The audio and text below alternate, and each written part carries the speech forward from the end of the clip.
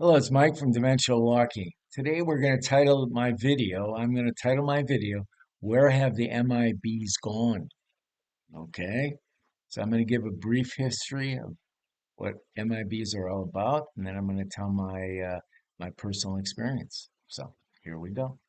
So while some contactees offer a rosy picture of the UFO phenomena, other UFO enthusiasts believe sinister forces oppose what we're going to call the Space Brothers. Okay, so Space Brothers are good, MIBs not so good.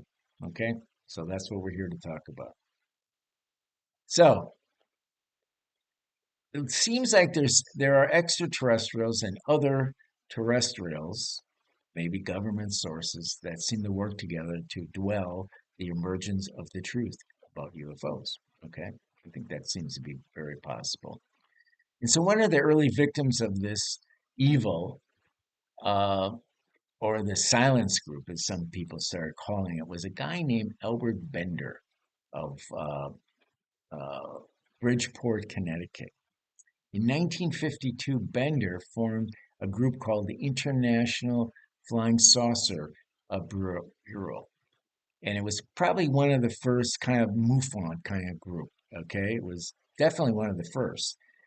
And, anyways, bottom line was it met with this great success, really great success. But it was shut down the next year under mysterious circumstances. And in due course, Bender confessed or confided that three men in black had imparted on him some terrifying stuff about the UFO mystery. And it turned his life into a complete nightmare. So he shut his group down, completely shut it down. But he would not say any more about what they told him, etc. So then 3 years later, there was this guy, apparently is one of his associates in this group, and his name was Gray Barker. So Gray wrote a book, and it was titled "They Knew Too Much About Flying Saucers," and of course, this talked about Bender's uh, experience in more detail. So, though the Bender mystery, the legend of the Men in Black, this kind of started that term. Okay, this started this whole concept. Okay, because he had a direct experience. Um, Though Bender observed a men in, Barker observed a man in black had played a villainous role in a one of the most UFO documented experiences of, and it's the Morrow Island experience, and we're going to talk about that in a little more detail a little bit.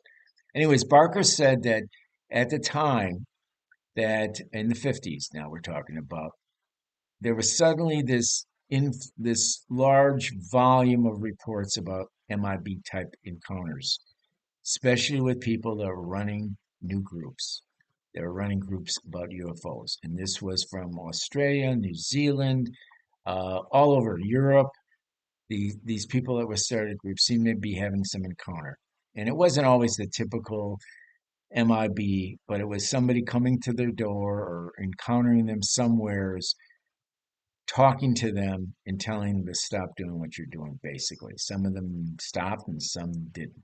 So, um, so the word in the 1980s, actually, the word itself, MIB, started in the 1980s, okay? But there was this, apparently it was around before that, but never coined MIB. And that was, I guess, the Journal of American Folklore thought they did a big article and they called it, MIB.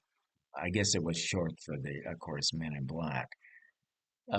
So the MIBs were associated with the enforcers for the silence group.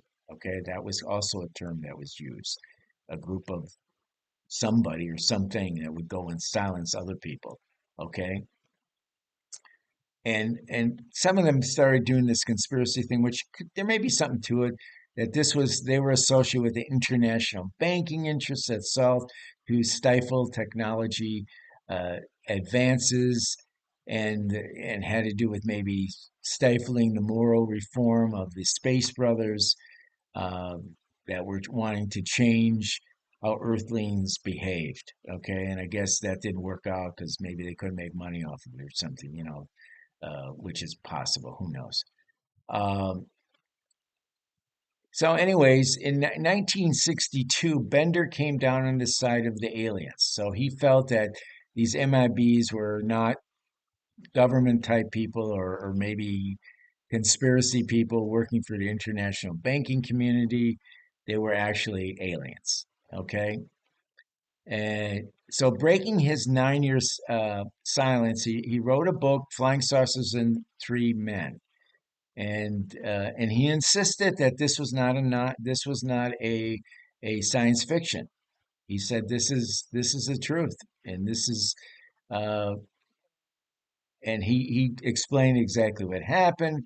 He said he called them monsters, these three, I guess these MIBs that encountered him, and he said they actually had the name of a planet, which I haven't heard this before, but this planet was called Zazak or Kazak, I think it was. And anyways,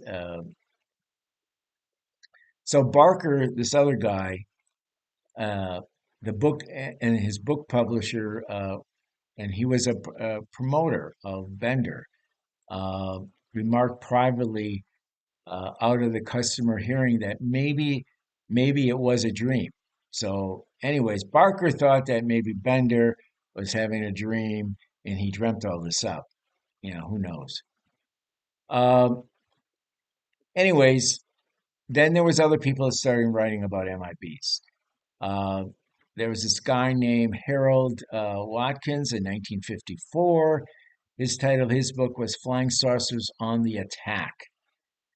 Um, Next, there was, of course, the most famous of all of these guys is John Keel, and his one of his books in 1970 was called UFOs Operation Trojan Horse, which was a really fascinating book, and I read part of that book. I don't think I read the whole thing. Um, so Keel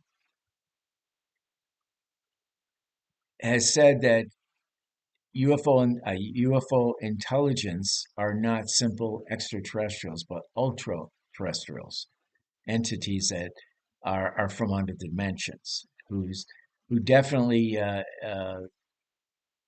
did not these aliens, basically from these other dimensions that he talked about, which he was a demonologist. You got to remember that. Definitely did not like us at all. Okay, so human beings, Keel said, were like ants trying to view reality with a very limited perspective, using a limited perspective equipment. He said, "We are," and I'm going to kind of quote this, so I'll kind of read this. "We are biochemical robots, helplessly controlled by the forces that can scramble our brains, destroy our memories, and use us in any way they see fit. They have been doing this forever." Okay, so that's John Keel. I kind of like John Keel. I really do. He was the guy, I think, that also wrote a lot about the Mothman, if I remember correctly. So then, of course, then we got kind of the MIBs in modern culture. Okay, so I'm fast forwarding here. So we're in the 1990s now, and Lowell Cunningham, an author, he did a comic book called The Men in Black, inspired by, all these conspiracy theories. In fact, the MIB investigated aliens and other paranormal activity, keeping their activities secret by wiping their memories or murdering the witnesses. Okay, and of course, then we have the movies, the more recent movies about the MIB, and I think there's been three or four of them. Maybe we're on the fourth one, and I think there is another one coming. So then we have the digital age, which obviously did increase the reports of MIB encounters involving electronic devices. Witnesses claim that photos and videos of the UFOs were mysteriously deleted or corrupted from encountering or were corrupted and taken off their computers. I've had, in my world, I've been doing this for a very long time, and yes, many people that had some really great photos absolutely claimed that the stuff was had disappeared off their computers. Okay, they didn't necessarily have an MIB encounter, but it was just gone, and they contributed to doing all the research, and they lost a lot of really potentially great materials, and they said it must have been something to do with MIBs. Now I don't know how true that was, but definitely they lost this stuff. So there is this thing called subtle intimidation. Rather than threats, many times the MIBs would use psychological manipulation. Witnesses feeling disorientation, confused, experience memory lapses after these encounters. Okay? So, this gaslighting effect can just be as effective as direct threats. And they were good at that for sure. Uh, and there is some variations in their appearance. While the black suit remains a constant, some reports include various appearances such as unusual face, facial features, a lack of eyebrows or eyelashes, unnatural pale complexion. They also increasingly would see reports of women in black, not just men in black. I've had, I guess I have had actually two women in black encounters. I'll tell you about one of them in a minute. So some of the key themes of some of the anecdotal encounters.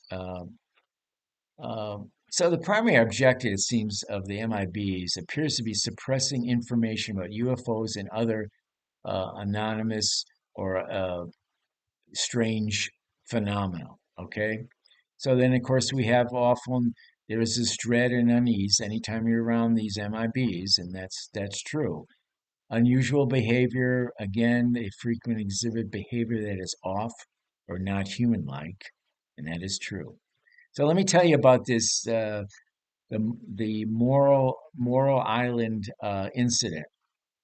So one of the earliest and most widely cited cases, uh, this guy Harold Dare uh, claimed to have witnessed this strange donut-shaped uh, aircraft over the Puget Sound.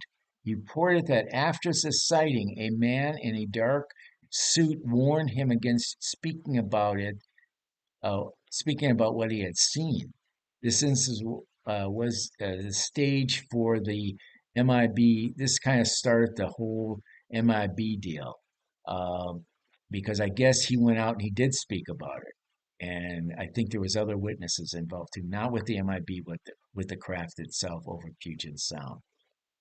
Um, so, uh, anyways, going back to Bender for a minute, of course, he was a researcher and he had that experience with three men in black. Uh, and so that was kind of I guess, again, that was the pivotal moment. Bender was kind of the guy to get this whole MIB thing started. And then there was this another research in 1976 called Herbert Hopkins. So he was a doctor and he was a UFO enthusiast. And he received a phone call from a man who appeared at his door moments later. The man described a pale complexion, monotone voice, warned Hopkins to stop his research. The man also made strange requests, and Hopkins looked away for a minute, and when he got back, the man had vanished. Uh, and the sighting and the encounter was very unsettling, to say the least, to him. With that said, let me talk about my own personal experience. I said I had two experiences. One I've talked about before, and this was a woman in black. Although I don't remember if she was in solid black, but she definitely was. I would call her an MIB. But I've talked about that one before. But I haven't talked as much about the other experience I had when I lived in Albuquerque. So I got this, I was home alone and I got this knock on the door, okay? And we had a gate, and typically, it kind of keeps people from just wandering off the street. and coming through the gate. Now you can get through the gate. You got to kind of know how to do it, but you can get through the gate from the outside. Obviously, we would come and go as we pleased, and we could get in and out of the gate. But if you're just not knowing how to get in the gate, you couldn't. But anyways, all of a sudden I get a knock on the door, and that's pretty unusual where we lived. So, anyways, I opened the door, and there was a man and a woman, and they had this very strange white complexion. Okay, I can't really tell you. Their eyes were kind of dark. I don't think they were black eyes, completely black or anything like children, black-eyed children or anything like that. But they had black eyes. They just, they had a very plain face, almost porcelain in look. Um, I think the man had a little bit of some type of a hat on. I guess I was more startled. I wasn't really paying attention too much to the description of them. Okay, but they talked a bit robotic. Okay, and they didn't smile. They didn't have much expression on their face, and the first thing out of their mouth was, "What are you doing today?" And I don't even know why I said this. I probably have, it made me look very unfriendly because I said uh, nothing, or I said none of this is your damn business what I'm doing today. And I sort of remember in the back of my mind, I had always been waiting for this encounter, because I'd known about MIBs for many years. And I thought, well, eventually they come and see me. In Albuquerque, I had that group, and we had some really interesting speakers and told a lot of interesting stuff. So I guess I would have been a target. No doubt I'd be a target. So, anyways, I was not going to say anything. Uh, and even though, in all honesty, I was a little concerned and I was a little bit scared, but actually things were happening quite rapidly. So I didn't have a lot of time to think about all this. Okay. So they kept on asking pretty stupid questions like, you know, who else is home with you? Um, why? I think one of the questions were, why is the color of your wall that color or something? I think the color was Uh, we had one wall. It was an accent wall. I think it was like an orange or something, and they were looking. They could see through. I was letting them in the house for sure, but they could see through. And so I told them, listen, I think it's time for you to leave. And there was a lot of back and forth questions, very silly questions. So, and I kind of gave silly answers back to them, and I asked them to leave, and they wouldn't leave. They just stood there. So I was told one time by somebody who had a similar encounter in Albuquerque, actually. And that person said that they had a dog, and the dog in the background was barking during this encounter. And the two MIBs were very confused by the dog bark, and they didn't really understand or what it was. It just kind of made them crazy. And he also had a bird, like a parrot, and I think the parrot made some kind of noise or uh, some unusual sounds because parrots can make some really unusual sounds. And promptly, these MIBs just turned around and left. So I guess I was kind of remembering all this as quick as everything was passing through my brain at this time. And I just started making kind of dog sounds and meowing and animal sounds and just weird sounds. And they just stood there. They didn't react to them. They didn't seem to react. They just seemed to not know what to do. They looked very confused. And they literally just walked away. They just turned around abruptly and just walked away from me. And I was glad. I was pretty shook up afterwards. There's no doubt about it. You really do get shook up and confused about it. It took me a while to get my crap together. But anyways, that was my experience. I'm not telling you I haven't been concerned, especially when I lived in Albuquerque, that I wasn't going to get my doorbell rung or my somebody knock on the door, and I would really feel strange about it, thinking maybe they came back. But anyways, they didn't, and that's good, I guess. But anyways, I had an experience, and it was pretty profound to say the very least. It was very profound. So, in conclusion, the MIB phenomena remains a perplexing mystery. Well, concrete evidence is elusive, and the persistence of these reports suggests something unusual is happening. And I believe they are because I've had my own experience. Whether it's extraterrestrial, government related, or something else entirely, the MIB continue to occupy shady corners of our collective consciousness. And there's no doubt it's still sitting in my shady corner. I cannot, eh, I don't think they are gone. I don't think they are gone. And just for some reason, maybe they're just taking a break, or maybe disclosure is coming and their services are no longer needed. That's a possibility too, right? Well, hope you enjoyed it. If you've ever had an experience, please let us know. You can either, leave a comment, or you can email me if you don't want to have a comment about it. You can email me at dimensionalwalking@gmail.com. So there you go. We'll see you. Have a great day. Bye bye.